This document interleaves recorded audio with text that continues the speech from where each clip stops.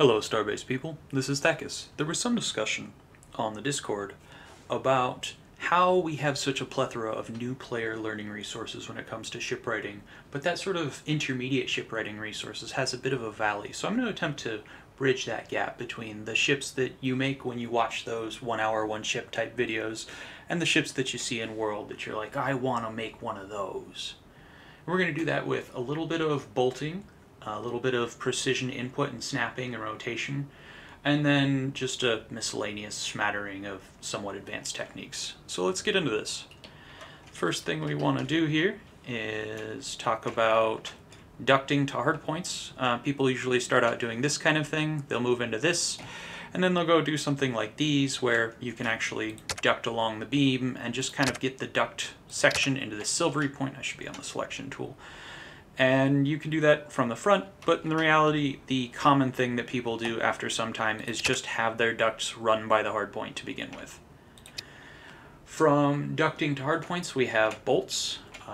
Bolts tend to flow stress from parts to the frame, and there are several different ways you can get bolts into something. Generally speaking, by the time you're in this video, you'll understand that auto bolt is the devil. But one of the things that we never really talk about is how to bolt well. And one of the interesting properties of bolting is something called perspective bolting, where if I bolt straight through this, I can bolt like at a maximum of this high, right? And if I go down here, I can kind of get this up a little bit more. And if I go even farther, I can tuck this all the way up to there. So that's one of the things about bolting, is that it is somewhat perspective based, and that where you are matters to how you can place a bolt. Next we're going to talk about, just before we get into that, these are valid connections for the crate, just so you are aware. Just like you can you can duct hardpoints, you can also duct crates. One of the other common valid techniques for bolting objects to frame is to bolt them from the inside. So we'll come to, say, here, and then we will hide devices, but still allow them to be selected. As you can see, I can select the crate. Where's the name? Material crate. There it is. Okay, and then you can just sort of bolt your crate in at, ooh, ugly, however you like. And that is a valid connection to a point. Next, we're going to talk about split bolting. Split bolting is the process of bolting along a seam between two parts to an object. You can't do 3 for whatever reason. It doesn't seem to like that. You can also bolt from one object into 2 like that. If we tuck our way in here, you'll see that this bolt actually goes through both poorly. Let's just move that over a bit for the demonstration. There we go. And you can also do it inversely, where you bolt from 2 pieces into 1 like so, but not from too far. You can't go all the way through. If it's close enough, you can make that happen, but if you get too far out, it doesn't seem to like that. The next thing we want to talk about sort of invalidates most of the previous stuff, which is bolting anywhere. I'm going to turn off snapping here and grab a copy of a socket tool. You can grab a socket tool just by going to the socket tool on the toolbox, and then making sure you get the separate endpoint placement, placing one down, and then you can select it and drag it wherever you like. I brought one up there for the preparation, but that demonstration I think merits discussion. So what we're going to do here is we're going to try and bolt these plates. Whoa! Oh no, that's actually bolting to the socket. These plates to this part. But you can't bolt around here very easily, but we could bolt to this socket. So I'm going to grab this socket and we'll hide plates for a moment. Fully. And then we're going to snap this socket here, and we're going to place some bolts for those pyramid pieces that are otherwise too large to receive. I'm not really worried about perspective here. This is just demonstration purposes, but otherwise too large to receive bolts that would connect this. So now we can see that there are bolts in here, and you'd think, well, now I've got this socket in here. That's kind of annoying. I didn't want a socket in here, but you don't have to keep that. One of the interesting things about the socket, let me remove these plates, is that if you right-click to remove it, if you hit delete, they will, obviously the bolts will go away. I can demonstrate that real quick. But if we bring this back and right-click to delete it, the bolts stay. So now we have, if I go here and select this, this is all one piece because we have bolted them together. And you can do the same thing with devices. This is a advanced flight control unit, or a premium. But if you tried to use a socket, this is what would happen. Let's bring this down inside, and then we hide devices so that I can see. And oh no, the socket is a device. So if I tried to make this click through and bolt, it's not going to work. But there are other patterns we can do here. Let me just... Okay. Apparently I did not do this right. Let's get rid of that. That way I only have the one thing selected, and remove that. But we can also use pipes and cables to make bolt points and do the right-click removal in that way. So I'm going to grab this. I'm going to hide the device again, go to the front of it, and that puts out a little bit of a protrusion. It should be enough, and then we can bolt through that and remove the pipes, and that is a solid affix for that device. Next we're going to talk about precision placement, snap points specifically. So snap points when it comes to devices are important because oftentimes if I say have something like this object and I try and place it with snapping on anywhere around here, it's not really going to connect, and that can be pretty annoying.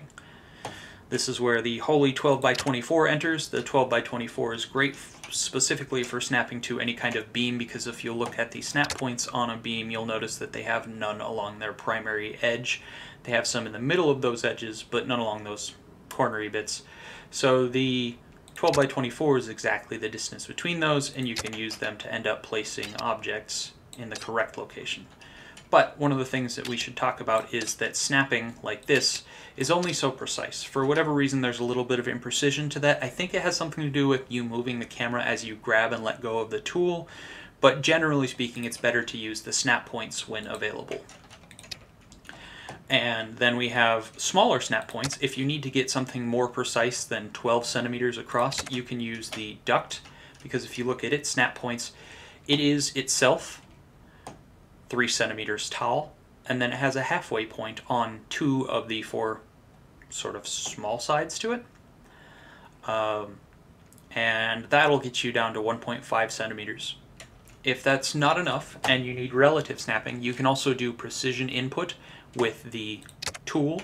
So if we get on the selection tool, and you should always select with something that won't move stuff around if you're in either the translation tool or the rotation tool and you're selecting things. We need to talk, that's not great. But one of the things you can do is actually put in numbers into the keyboard here, and say we can put this at 0.7 to move it over a little bit. And that's a nice way to put things down and set their position. But in order to do that, you kind of need to have your entire build space on a grid to begin with to know the exact precision. And the reason I mention that is because if you put something at origin and then you reload the module, it will actually replace everything relative to the average of all the positions, which means that things that are originally placed at origin, like this module over here, are actually no longer at origin when you reload. So when you do precision placement, you might have to remove the whole, or replace the whole ship around some sort of anchor point centered around origin or some known position that you make. One of the other things we want to talk about is precision movement. So if I set all of these to perfect 0, and then I need something that's 0.0001 in a position, you only see 3 decimals down here, but you can in fact put something farther away and it will move them. It's probably a little bit hard to see. Okay, well, let's just do something like this so you can see that things are actually moving. I just did 0.9 and it moved away. Let's do 0.6. Oh, no, 0.06. Okay, so 0.05 is that makes sense, it's rounding. 0.05 is the farthest away we can put it, and you can see there's a bit of a discrepancy between the origin point there and where we are, but it says it's still on 0, 0, 0, 0. So there is precision that you can place things and precision that exists below what you see in the move tool, and knowing that that exists will help you place things more precisely. Such as you saw when I started putting something in origin, even though Y was already at 0, I made sure that it was again at 0, and I'm going to do that here exactly. There we go. So that is technically origin now. And that's an important tool. One of the other things to talk about are rotations. You'll see that these two objects are both straight up, and they were actually both rotated using the X, Y, and Z tools. If you come here and rotate something with the Y tool, you'll see it rotates around itself perfectly. And if we get to the rotation tool here, you can see it's on perfect 90s. But the way we believe Starbase works is that we get Eulers or Eulers, I'm pretty sure it's Eulers, correct me if I'm wrong in the comments, on the rotation tool, or on the rotation here, but it's quaternions in the back end. And converting between those two is really weird math-wise. There's a degenerate case, something about 720 degrees to a full rotation on a quaternion. I'm not 100% on the math there, but it means that sometimes you get a degenerate case around the primary axes that can turn things very ugly. These are both placed upright, but they don't look like they're both placed upright because the W value in this quaternion is not the same as the W value in this quaternion that we cannot see. So what I'm trying to say here is that rotations can fight you, and they can fight you in more than one way. So make sure that your rotations are perfectly the way you want. Always check your rotations. And to do that, again, go to your selection tool, select things, and then check the rotation. One of the other things that can happen a lot of times is you start selecting something and you maybe twitch a little bit, and you'll see that that number isn't the same as what could have been before. And you can get very small amounts of ugly rotation here, especially if you've got snapping off.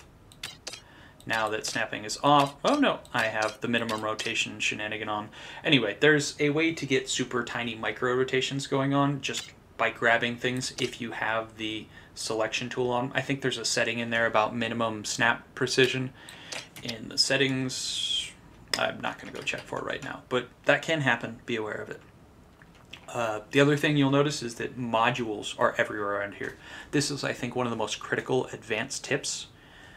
Is that modules are important. We talked about precision bolting, we talked about precision placement. Those are fairly time consuming, as is all of shipwriting in Starbase, but you don't want to have to redo all of that work every time. Modules will save you that time, because if you move a part individually, you're going to run into problems with the part losing its bolts, and you're going to have to deal with that. It's going to suck, especially when you get into advanced bolting. You'll see here I have a tool, I can do it this way, where the bolts here are precision placed. They are actually the bolt anywhere technique, and it bolts through both the hardpoint, or sorry, both the case, the nozzle, and the fuel chamber all at once. That's really great, but if you move these without a module, it's going to be awful, and you're going to have to redo that. It takes a while to do, so that's an important reason. Make good parts and then put them in modules, save them in your My Modules. I actually recommend you also save them in a My Modules blueprint, because you can lose modules in this list over time if it gets too big. Another somewhat basic but very important technique, put your memory chips, or put your YOLOL chips in a socket, or a memory relay here. Memory relays can be accessed from devices, not in YOLOL, but in networking. They're a little bit lighter, and they're a little bit easier to work with. Do recommend. Next sort of intermediate tip, stop using the chair base. Chair base is the devil. What you get out of the chair base is this socket, which goes nowhere. It doesn't really help you. And it can do annoying things, like being welded to the chair. There's no affixes to this, there's no bolts, there's no welds, and I can't select them individually. I can go here and see that there's a pilot chair stand, but they're now sort of one part. On top of that, Oh, it's actually going to let me bolt. Before I reloaded this blueprint to solve that, it wouldn't let me bolt between those, and I had reloaded this several times in between. So whether or not you can actually bolt to something like this becomes even more of a pain. Generally speaking, the chair stand is also somewhat heavier than just having a beam. Beams offer the most strength factor for your build, and you can put beams on a great many places on the chair that snap really nicely. Let me turn on snapping so you can see there's a really nice snap point in there that allow you to bolt into there, and a similar one under here. So that's something to consider and avoid. Other technology that's really important is object nesting. You can embed certain objects in other objects, such as these buttons. Normally, if you have a small button, a warning light, you can't put names on them, but if you place a progress bar underneath the button, and you can totally do that just by, like, if I pull this up and then snap it down, it'll snap right on top. So there's no issues with that, and you can use that to get words underneath. When you do this, you might end up putting a few extra padding spaces in the front, in the middle, or at the end to try and make sure that the the button label comes through at your desired position. You can also place text panels underneath buttons, or I guess it's text panels on top of buttons, but the concept is that when you are looking at your buttons, can I press? No? Let me press the button. Why can I not press the button? Thank you. You can actually have text underneath a button. This is normally where my compass display, or the XYZ of the compass goes, the ISAN readout. That's a really nice tool as well. So those are two techniques. There's also, you'll notice, no bolts on the front of this dash. That's because they are all in the back of the dash. This is another technique you can use to make things a little bit nicer. You'll notice they're a little bit floating. What I ended up doing was placing a socket tool on the back of this and then placing those bolts in such that they don't show up on the front. Makes the dash a little bit less busy, looks a little bit nicer. So that's object embedding and boltless dashes. There's a second, more advanced version of object embedding or object nesting, and that's placing objects inside others. You'll know that tanks are hollow, as are crates, and you can put stuff inside. Most people know these days about putting batteries inside your tanks. That's very important, primarily because tanks take more damage before they lose their voxel armor than batteries do. So if you have them in the same area, they're less likely to explode, and if one explodes, they both explode, but they take less total explosion radius, and the explosion radius is basically a delete sphere anyway, so the batteries inside don't contribute extra damage by chaining to anything else. They're just kind of in the same explosion volume. You can do a similar thing with crates where you stick a few batteries in there. I've only managed to fit 3, let me know if you can fit more. And my personal favorite that I haven't really seen anywhere else is you can put, with a little bit of shenanigans, a navigation receiver inside a crate. The last thing I want to talk about today is single enhancer multiple upgrade and pipe socket tool, or pipe socket board avoidance.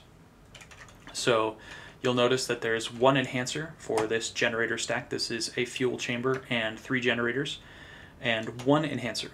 This enhancer actually powers all 3 of these generators, and it does so by being placed on the exact middle intersection of all 3 of these generators. If I get in here in a way that can show you, you can see that these, just get on top, these generators all sort of intersect in this area, and I just straight up used the snapping tool to place this object right at that intersection, and now they're all 3 enhanced. It does require that you place all 3 of the feet. You know, these objects have feet, all 3 of the feet such that they are touching that center point, but it is something you can do for a single enhancer, multiple generators, multiple unit, multiple enhanced, whatever you want to call it.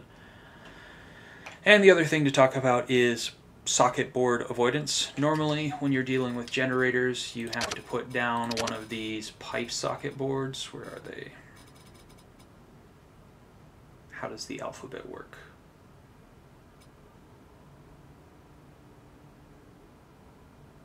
Straight up cannot find this. What happened? Generator socket pipe. Oh, there we go. So normally you have to put a generator board down and a cooling board. This allows the coolant to exit the generator unit. But you can avoid that if you simply put a heatsink cube in the generator. Then you can actually pipe out of the heatsink cube, if you so choose, to somewhere else, or duct out as you want. You can also do what I've done here and place a second heatsink on there. These duct sections are ducts, so you can bridge things like that and move them elsewhere if you like.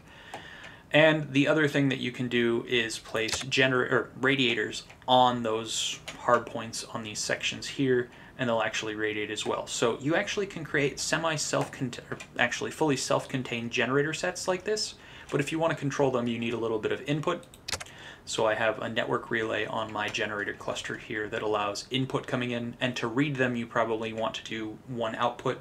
I recommend doing that with an actual memory relay and memory chips. That way you can get one piece of data out from one generator rather than getting the continuous stream of data from, you know, however many generators you have on your ship. So that's a really nice way to sort of self-contain your generators. I think that's all I have for today.